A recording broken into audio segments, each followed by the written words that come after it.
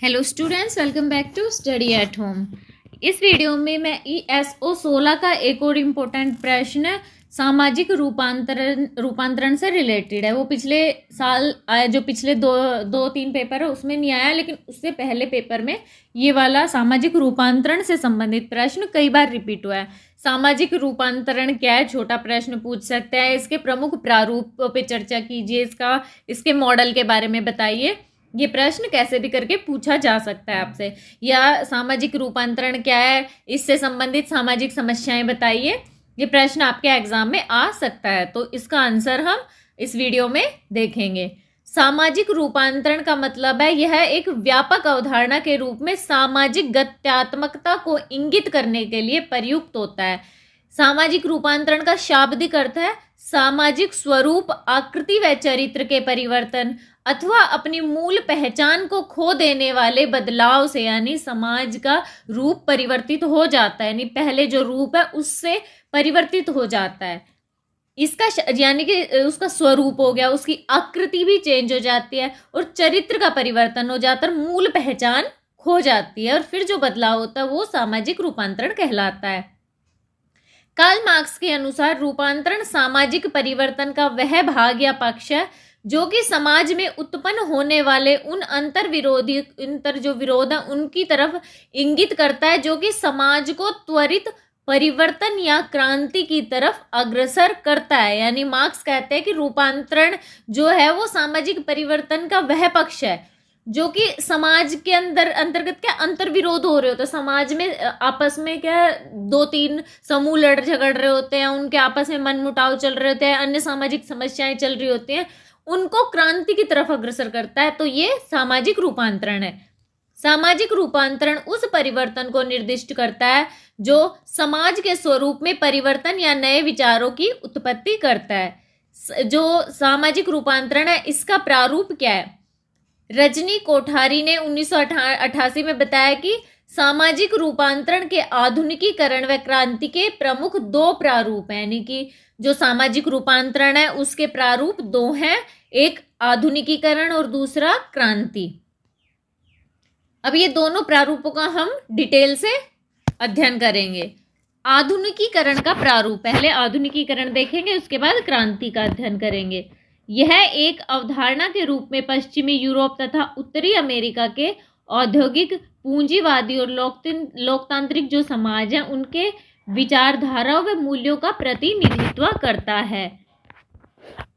आधुनिकीकृत संरचना के विपरीत एशिया, अफ्रीका और दक्षिण अमेरिका की सामाजिक संरचना कृषि, परंपरागत प्रथा आधारित व प्रौद्योगिक और आर्थिक रूप से पिछड़ी हुई है। जैसा कि डेनियर लर्नर ने 1964 में स्पष्ट किया कि जो आधुनिकीकरण है वो साक्षरता, राजनीतिक सहभागिता, नगरीकरण, व्यावसायिक गतिशीलता और समानुभूति का परिचायक है। आधुनिकीकरण की दूसरी विशेषताएं हैं मुक्त बाजार, औद्योगिकीकरण, लोकतांत्रिकरण, राज्य व शिक्षा या आधुनिक शिक्षा। आधुनिकीकरण के प्रमुख 5 आयाम हैं: प्रौद्योगिकी आयाम, आर्थिक आयाम, राजनीतिक, सामाजिक व मनोवैज्ञानिक आयाम। अपने घटकों के साथ ये निम्न प्रकार से प्रस्तुत किए जा सकते हैं। यानी कि एक मॉडल है, आप अगर ये नहीं लिखेंगे इस तरह से तो भी चलेगा, आपको इतना ही इसमें लिख देना है कि इसके 5 आयाम हैं। यहाँ पे हम इन आयामों को देखें। आधुनिकीकरण के 5 आयाम है: प्रौद्योगिकी, आर्थिक, राजनीतिक, सामाजिक व मनोवैज्ञानिक। प्रौद्योगिकी में आता है ऊर्जा के निर्जीव साधन, आधुनिक यंत्र व भारी प्रौद्योगिकी। आर्थिक में आता है बाजार, पूंजी, वस्तु व जींस, उपभोगवादिता। राजनीतिक प्रारूप है उसके अंतर्गत आते हैं व्यक्तिवादिता, लोकतंत्र, सहभागिता व स्वतंत्रता। सामाजिक घटक के अंदर आता है गतिशीलता, व्यावसायिक विभिन्नीकरण, सार्वभौमवाद, विशिष्टता, नगरीय औद्योगिक संस्कृति। और मनोवैज्ञानिक घटक है उसके अंतर्गत आता है सर्वदेशीयमन, उपलब्धियां, पूर्वाभिमुखीकरण और समानुभूति। आधुनिकीकरण के प्रारूप में रूपांतरण को लगातार विकासीय, क्रमिक व सीधा माना जाता है। इस क्रमिक प्रक्रिया में परिवर्तन एक दीर्घ अवधि का परिणाम होता है। यह उल्लेखनीय है कि जो आधुनिकीकरण है उसकी प्रगति समाज में संरचनात्मक रूपांतरण को चित्रित करती है। यानी कि जो आधुनिकीकरण है, जब उस आधुनिकीकरण धीरे धीरे समाज को आधुनिक बनाता है तो वो जो रूपांतरण है वो संरचनात्मक रूपांतरण की दृष्टि में, संरचनात्मक रूपांतरण है उसकी श्रेणी में आता है। दूसरा है मार्क्सवादी क्रांतिकारी स्वरूप। क्रांति एक था आपका आधुनिकीकरण, दूसरा था क्रांति। क्रांति जो प्रारूप है वो मार्क्सवाद की देन है, इसलिए इसे मार्क्सवादी क्रांतिकारी प्रारूप कहा गया है। इस प्रारूप में परिवर्तन मनुष्य की मध्यस्थता द्वारा लाया जाता है। जैसे कि एंगल्स ने निर्दिष्ट किया है कि मनुष्य ही वह एकमात्र प्राणी है जो अपनी आवश्यकताओं के अनुरूप रूपांतरण लाने में समर्थ है। यानी कि अपनी आवश्यकता के अनुसार, यानी अपनी जरूरतों के अनुसार मनुष्य परिवर्तन ला सकता है। फ्रांस 1779 व अमेरिका में 1789 की क्रांति के अलावा इस शताब्दी में सोवियत संघ 1917 और चीन में 1949 में क्रांतिकारी सामाजिक रूपांतरण का प्रभावशाली परीक्षण किया गया था। इस प्रारूप के प्रतिपादकों के अनुसार जो औद्योगिक पूंजीवादी प्रणाली में औद्योगिकीकरण, भारी प्रौद्योगिकी के उपयोग तथा व्यापक पैमाने पर उत्पादन के होते हुए भी आधुनिकीकरण के पूंजीवादी प्रारूप में मनुष्य ने अपनी गरिमा खो दी है, क्योंकि यह प्रणाली मनुष्य के द्वारा मनुष्य के शोषण से आक्रांत है व इसमें अपूर्व सामाजिक विषमताएं उत्पन्न हो गई हैं। क्रांतिकारी रूपांतरण ही विषमतः शोषण, बेकारी व अमानवीयकरण का उन्मूलन करके मार्क्सवाद, लेनिनवाद, क्रांतिकारी रूपांतरण की अवधारणा का अंतिम लक्ष्य समानता पर आधारित वर्ग रहित व राज्य विहीन समाज का निर्माण करता है। जब क्रांति होती है तो जब क्रांति समाप्त होती है तो उसके पश्चात संक्रमण की अवस्था आती है और उसमें क्रांतिकारी रूपांतरण पर आधारित जो समाज है वो निम्नलिखित विशेषताएं लिए हुए होता है। रूपांतरण के क्रांतिकारी प्रारूप पर आधारित जो समाज है उसकी कौन कौन सी विशेषताएं, यानी कि जो संक्रमण काल के अंतर्गत जो समाज होता है कैसा होता है, उत्पादन के साधनों का सामूहिक स्वामित्व होता है, उसमें सर्वहारा वर्ग के अधिनायकवाद पर आधारित शक्ति की संरचना होती है और एकमात्र राजनीतिक दल, साम्यवादी दल और उसके पॉलिट ब्यूरो पर आधारित निर्णय होते हैं। रूपांतरण के प्रारूपों का समालोचनात्मक मूल्यांकन, यानी कि अगर आपसे सिर्फ उनका प्रारूप पूछा जाए, मॉडल पूछा जाए उतना बताओगे। अगर आपसे आलोचना के साथ पूछा जाए, उनकी मॉडल की आलोचना भी पूछी जाए प्रारूपों की, तो आपको ये आलोचना भी लिखनी है। कोठारी के अनुसार मानव इन दोनों प्रारूपों के मध्य चलने वाली प्रतियोगिताओं को देख रहा था, जिससे शीत युद्ध, विध्वंसकारी अस्त्र शस्त्र, परमाणु अस्त्रों की धमकी, विश्व का दो शक्ति समूहों में विभाजन और दूसरों पर प्रभुत्व स्थापना जैसी समस्याओं का जन्म हुआ था। 19वीं शताब्दी में यूरोपीय चिंतन पूर्ण रूप से आशावादी था। प्रगति में इसकी पूर्ण रूप से आस्था थी।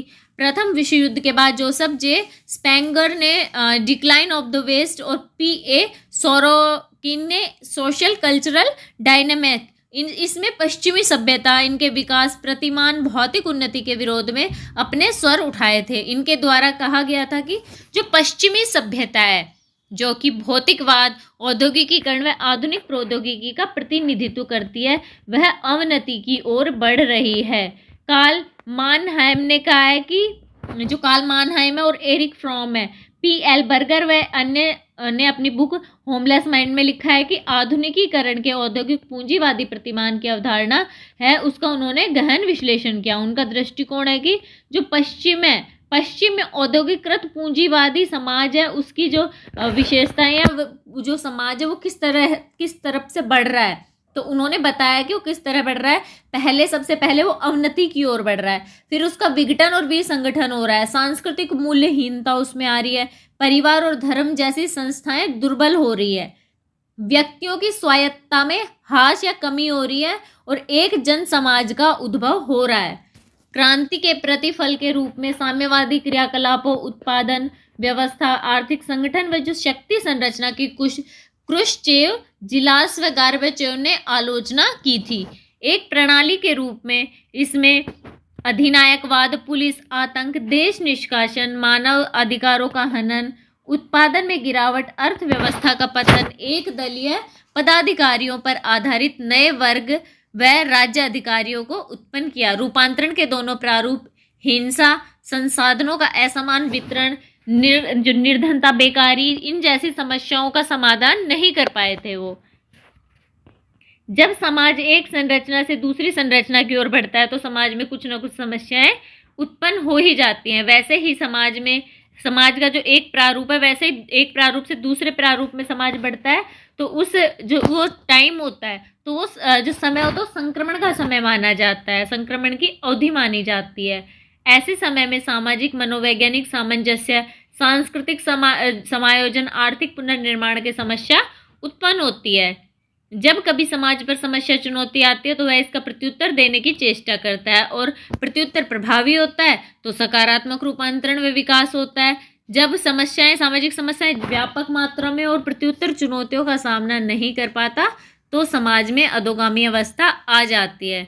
यानी हम कह सकते हैं कि सामाजिक समस्याएं सामाजिक रूपांतरण का परिणाम है और सामाजिक समस्याओं के समाधान के प्रयत्न सामाजिक रूपांतरण को प्रारंभ कर सकते हैं। तो ये सामाजिक रूपांतरण और उसके प्रमुख मॉडल थे आलोचना के साथ। अभी रूपांतरण और उससे रिलेटेड सामाजिक समस्याओं से संबंधित भी प्रश्न पूछा जाता है कि रूपांतरण और सामाजिक समस्याओं के ऊपर टिप्पणी लिखिए। रूपांतरण की प्रक्रिया में समाज परंपरागत संरचना से आधुनिक समाज संरचना की ओर बढ़ता हो रहता है। विद्वानों ने उल्लेख किया है कि सूचना व संचार प्रौद्योगिकी के तीव्र प्रसार, औद्योगिक विकास, भौतिक संचार नेटवर्क इत्यादि के फलस्वरूप मानव समाज ज़्यादा से ज़्यादा सार्वभौमिक हो रहा है और उसके बाद जो संक्रमण की अवस्था होती है जिसमें अनेक समस्याएं पाई जाती हैं। परंपरागत व आधुनिक समाज में किस तरह की सामाजिक समस्याएं पाई जाती है पहले वो देखेंगे। कृषि, ग्राम, लघु स्तरीय, अविकसित प्रौद्योगिकी, प्रथा, सरल सामाजिक संरचना परंपरागत समाजों की प्रमुख विशेषताएं हैं। कहा जाता है कि परंपरागत समाजों में सामाजिक संबंधों व समस्याओं में तालमेल होता है। संस्थाओं, स्वीकृत प्रतिमानों, व्यवहार के प्रतिरूपों के मध्य अनुरूपता पाई जाती है। सामाजिक नियंत्रण की क्रियाविधि, प्रथाओं, जनशक्तियों के लोकाचार्यों की ओर कार्य करते हैं। परंपरागत समाज में जो प्रत्याशाएं होती है और उपलब्धियां घनिष्ठ सह संबंध की ओर उन्मुख होती हैं। यानी परंपरागत जो समाज है वो धीरे धीरे उसमें परंपराएं पुरानी चली आ रही होती है ना, उसके ऊपर ही आधारित सारी चीजें हो रही होती है। और आधुनिक समाज होता है उसमें नई विशेषताएं होती हैं, उनमें उद्योग, नगर, भारी प्रौद्योगिकी, विधि का कानून का शासन, लोकतंत्र, जटिल सामाजिक संरचनाएं होती हैं। इनके फलस्वरूप परंपरागत समाज से जब आधुनिक समाज का रूपांतरण होता है तो नए सामाजिक संबंध बनते हैं, नई सामाजिक भूमिकाओं की शुरुआत होती है, नए लक्ष्यों की प्राप्ति के लिए निर्धारित नए लक्ष्यों के पूर्ववर्ती व्यवहार को अप्रभावी बना देती हैं। उसमें फिर क्या होता है, सामाजिक समस्याएं उत्पन्न होती है क्योंकि रूपांतरण की अवस्था में लोगों को नई परिस्थितियों से सामंजस्य करने में समय लगता है, जिसमें पुरानी परिस्थितियों को पूरी तरह से छोड़ भी नहीं सकते और नईयों को पूरी तरह से अपनाया भी नहीं जा सकता है। तो ये परंपरागत से आधुनिक समाज की ओर जब बढ़ता है रूपांतरण तो समाज में सामाजिक समस्याएं ये वाली उत्पन्न होती है। रूपांतरण से पहले और बाद में भी कुछ समस्याएं उत्पन्न होती हैं। जब कभी क्रमिक या क्रांतिकारी रूपांतरण होता है तो समाज में कुछ निश्चित समस्याएं उत्पन्न होती है, जैसे कि समाज के 2 सोपान रूपांतरण के पहले या बाद में जो रूपांतरण के बाद होता है उसमें हम देखेंगे कि रूपांतरण से पहले लोग अपनी जीवन शैली, सामाजिक संबंध, प्रतिमान मूल्यों, उत्पादन व्यवस्था व उपभोग के तरीके विकसित कर लेते हैं और रूपांतरण के जरिए लोगों से आशा की जाती है कि वे नई आवश्यकताओं से स्वतः समायोजित होंगे। संक्रमणकालीन स्थिति में लोग पुरानी आदतों को बदलने में थोड़ी सी कठिनाई का अनुभव करते हैं। इस बात की व्याख्या भारतीय समाज के उदाहरण से ली जा सकती है। भारत में स्वतंत्रता संघर्ष के रास्ते में कभी क्रांतिकारी तरीके के द्वारा तो कभी व्यापक रूप से उपनिवेश के विरुद्ध शांतिपूर्ण किंतु दृढ़ प्रतिरोध के द्वारा उन्होंने अपनी स्वतंत्रता पाई है। भारत एक प्राचीन सभ्यता होने के नाते कुछ परंपरागत संस्थाओं जैसे कि जाति, संयुक्त परिवार व अस्पष्टता से भी युक्त है। भारतीय समाज परंपरागत सामाजिक रचनाओं, आधुनिक सामाजिक संरचनाओं की ओर बढ़ रहा है। वर्षों पुरानी परंपरागत संस्थाएं हैं, उनसे अलग हटकर अब कुछ नई संरचनाएं संवैधानिक प्रावधानों जैसे आधुनिक राज्य, संसदीय लोकतंत्र व समाज के नियोजित विकास के लिए बनाए गए संगठनों पर आधारित हो। स्वतंत्रता के पश्चात संवैधानिक प्रावधानों द्वारा भारत में सामाजिक रूपांतरण और नियोजित विकास, अस्पृश्यता उन्मूलन, न्यायोचित व समानता पर आधारित समाज की रचना के लिए सम्मिलित प्रयास किए जा रहे हैं। इतना प्रयत्न होने के बाद भी क्या है, भारत के कई भागों में अस्पृश्यता किसी न किसी रूप में व्यवहाररत है। तो यानी ये सामाजिक समस्या बनी हुई है भारत में अभी भी। श्रृंखलाबद्धता के उदाहरण, सामाजिक रूपांतरण से कुछ समस्याएं सीधी हुई जुड़ी होती हैं। आधुनिक समाज में तेज गति से आर्थिक विकास, औद्योगिकीकरण की जो प्रक्रियाएं होती हैं अपना स्थान लेने के लिए बाध्य हो रही हैं। ये आधुनिकीकरण के सूचक है, लेकिन राज्य में क्षेत्रीय असंतुलन, प्रदूषण, पारिस्थितिकीय अपकर्ष, गंदी बस्तियों से जुड़ी हिंसा, अपराध और दुराचार से संबंधित समस्याएं उत्पन्न करती हैं। माना जाता है कि लोकतंत्र सभी नागरिकों को समान अवसर प्रदान करता है। वह वैधानिक राजनीतिक समानता में भी विश्वास करता है। यह भी माना जाता है कि इससे मानव की गरिमा में वृद्धि हुई है। लेकिन फिर भी चुनाव में क्या होता है, लोकतंत्र का चुनाव एक लोकतंत्र का अंग तो बन गया है, लेकिन क्षेत्रवाद, सांप्रदायिकता, जातिवाद को ये बढ़ावा देता है। संपन्नता व अवकाश आधुनिक समाज के सूचक है। साथ ही अत्यधिक औद्योगिक समाज है, भारतीय समाज है, उसके धनी वर्ग, उसमें एकाकीपन, मद्यपान, मादक द्रव्य व्यसनों की समस्याएं बढ़ रही हैं। तो यहाँ पे जो सामाजिक समस्याएं हैं, रूपांतरण से संबंधित सामाजिक समस्याएं क्या क्या है, क्यों होती हैं, वो था इसमें। सामाजिक समस्याओं की विशेषताएं क्या है, ये भी एक प्रश्न पूछा जाता है। अब हम सामाजिक समस्याओं की विशेषताओं को समझेंगे। इसमें लिखा गया है कि सामाजिक समस्याएं, उनकी विशेषताएं क्या हैं। तो एक बार आप अगर इसके टॉपिक भी याद कर लेंगे, वो भी आपके लिए हेल्पफुल रहेंगे। इसमें ज़्यादा बड़ा भी कुछ लिखा नहीं है कि आप मेन आप इसकी हेडिंग याद कर लेंगे तो अंदर आप आराम से लिख सकते हैं कि सामाजिक समस्या बहुत सारे कारकों से मिलकर बनती है। एक समस्या बहुत सारे कारकों से मिलकर बनती है। यानी हमने पढ़ा है कि सामाजिक समस्या के जो मेन रीजन होता है उसका कार्य कारण संबंध होता है, उसके मूल में कार्य कारण का संबंध होता है।